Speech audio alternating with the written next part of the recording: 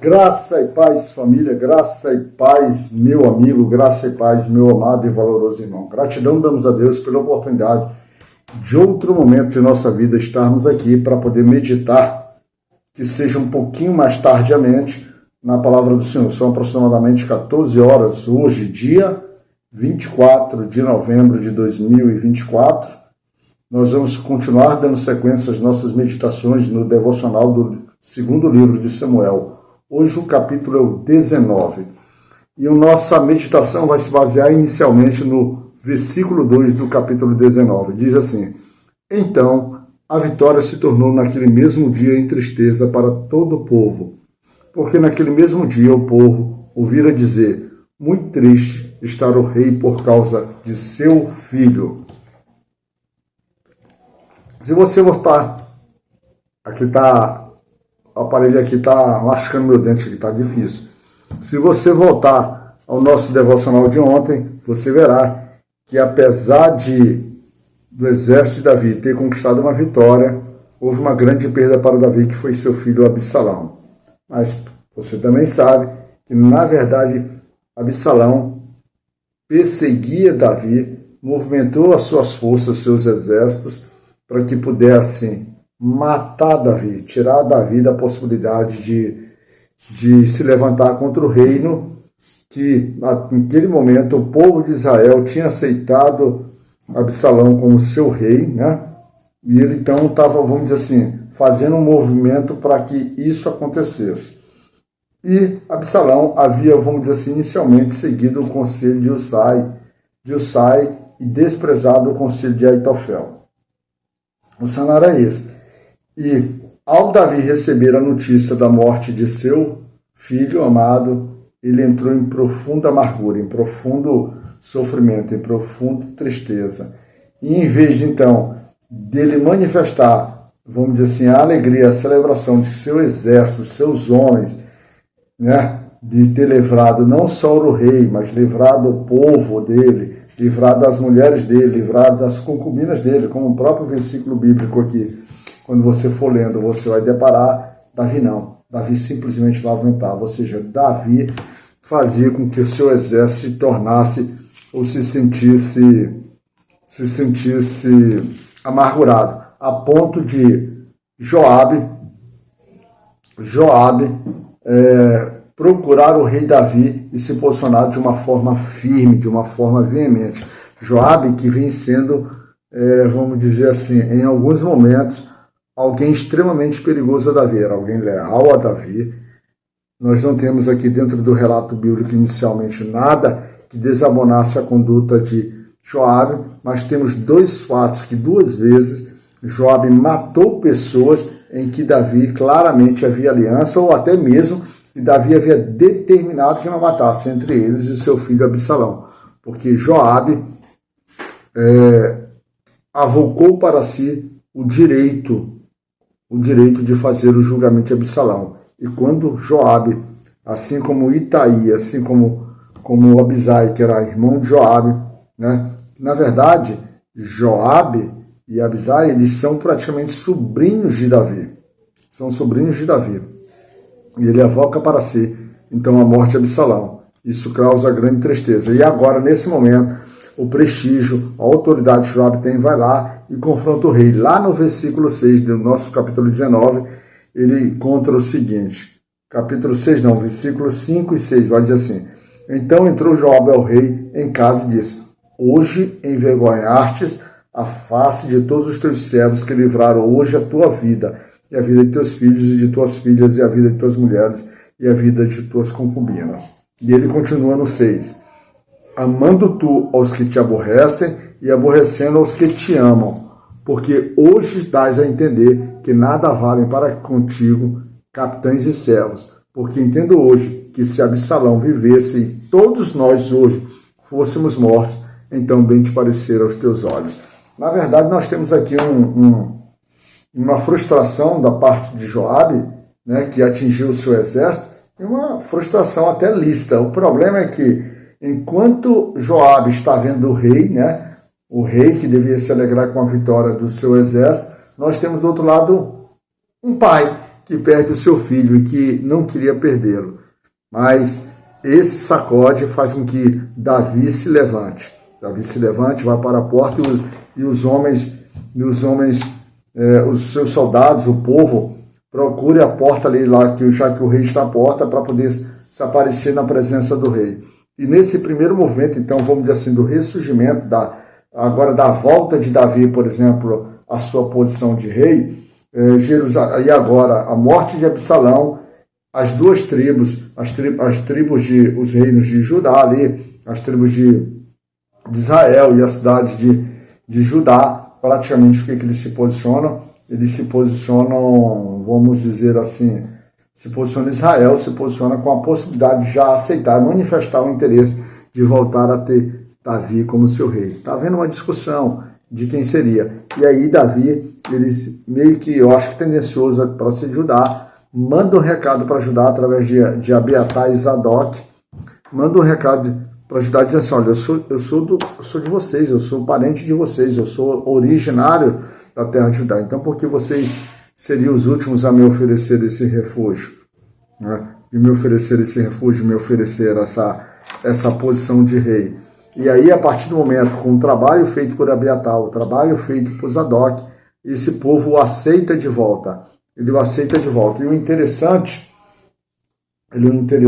é que primeiro o Davi precisou receber, por exemplo, esse sacode de Joabe, né, para que o povo, os seus soldados, se sentissem honrados, né, porque quando ele estava voltando como se fosse até um perdedores, porque o próprio rei não se alegrava. Ou seja, isso deixa muito claramente a necessidade da gente poder, nas nossas lutas, nas nossas vitórias, as vitórias, por exemplo, da nossa própria família, dos nossos filhos, da nossa esposa, da nossa casa, a gente às vezes está num momento ruim, mas a gente poder celebrar. Porque principalmente quando se tratar de guerras, e no caso, a guerra que se estabeleceu entre Absalão e Davi, principalmente da parte de Absalão contra o seu pai, às vezes o próprio Senhor já definiu qual vai ser a coisa. Porque um não quer reconhecer, por exemplo, a própria ação do Senhor. Porque em momento nenhum, Absalão ali, pelo contrário, Absalão lá no momento em que ele foi fazer a sua revolta, a sua rebelião,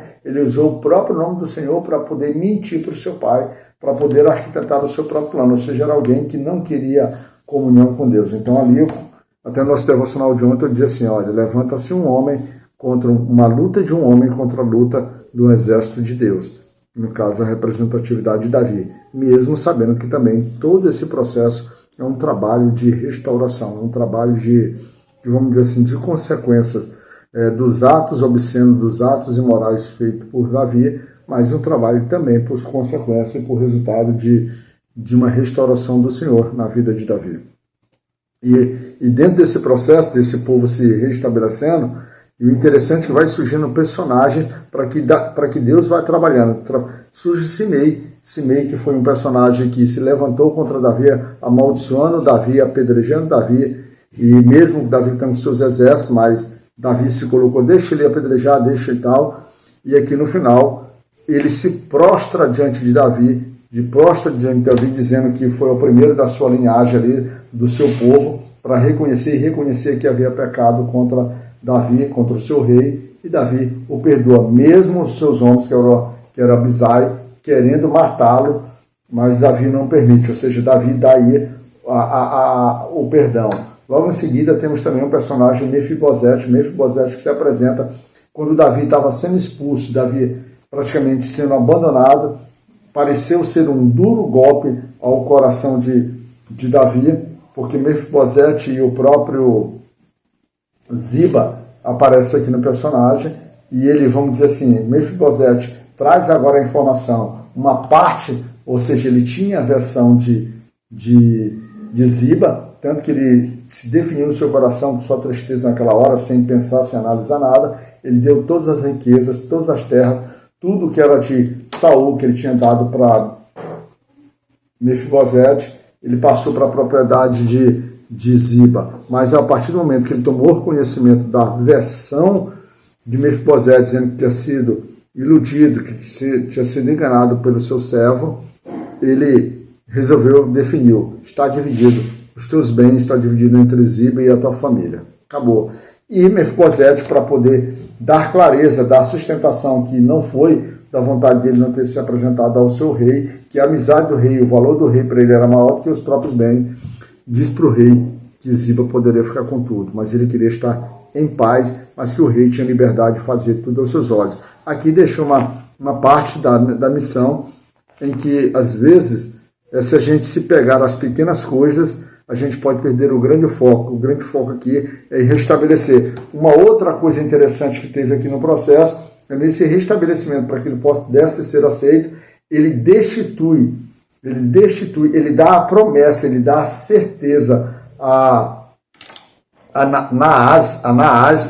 Naás, que era comandante do exército de Absalão, né, para poder selar um pacto, que talvez seja até um jogo político, para selar um pacto, ele pega esse comandante do exército de Absalão, e para que o povo de Judá o aceite como rei novamente, ele dá todo o reino, ele dá todo o comando do exército, tira da mão de Joabe e coloca na mão de Naás. Ele dá a certeza disso, que inclusive com sua própria vida ele jurava por tudo que Naás seria o comandante do seu exército. Ou seja, tem agora uma arquitetura política. E apresenta-se também de uma outra forma, e isso em relação a Joabe, isso com certeza terá consequências, porque Joabe era um homem fiel, mas Joabe merece de alguma forma ser tratado as suas insubordinação diante do seu rei. Joabe parece querer ser maior que Davi por alguns momentos. E mais um pouquinho na frente nós temos também um personagem que se apresenta, que é o personagem, como é o nome?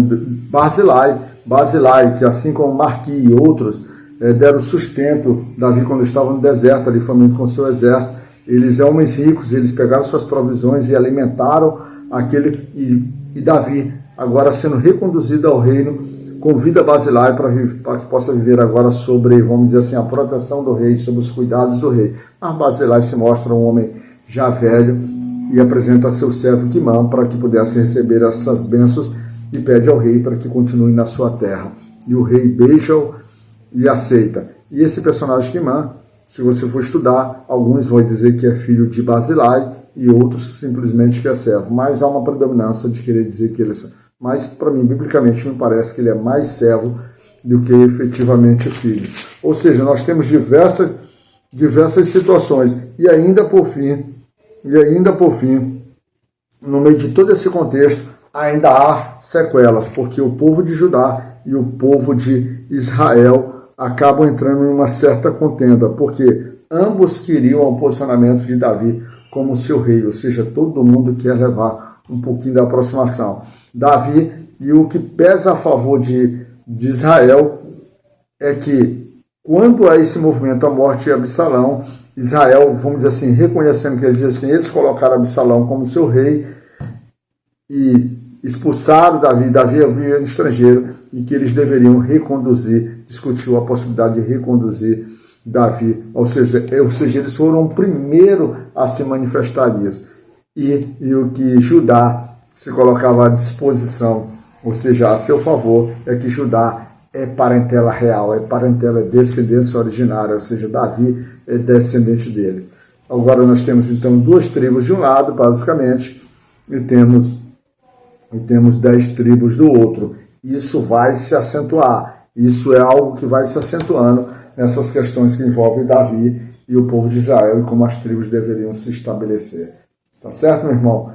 E, por fim, você vai vendo que o simples pecado, alguma coisa que aparentemente parece ser um simples pecado, vai desencadeando uma série de ações, uma série de consequências, uma série de atos, e que, por Deus, vai trabalhando em cada ato coisas que aparentam ser pequenas e coisas que aparentam ter, vamos dizer assim, uma atenção maior. Agora o rei Davi precisa unificar novamente o seu reinado, precisa novamente a presença, o apoio do seu povo para que possa fazer isso. Mas essa história ainda não termina aí. Ainda tem coisas para acontecer. Assim como na nossa vida. Então a gente precisa estar alinhado ao Senhor. E sempre nas nossas batalhas. E o que nos deixa aqui, que me deixa aqui de uma lição muito interessante, é que mesmo Davi, sabendo que seu filho trabalhava arduamente para tirar a sua vida, Davi, de alguma forma, entregou a volta ao seu reinado nas mãos do Senhor, porque em momento nenhum ele efetivamente, vamos dizer assim, ele se alegrou, ele festejou aquilo que aconteceu. Pelo contrário, ele como rei, como pai, sentiu uma grande perda no seu coração. Na graça de Deus Pai Todo-Poderoso, neste domingo abençoado, que a tua família seja protegida pelo Senhor e que você seja abraçado pelo nosso Pai. E eu quero te chamar como irmão na fé, irmão no corpo de Cristo. Deus te cuide, meu irmão.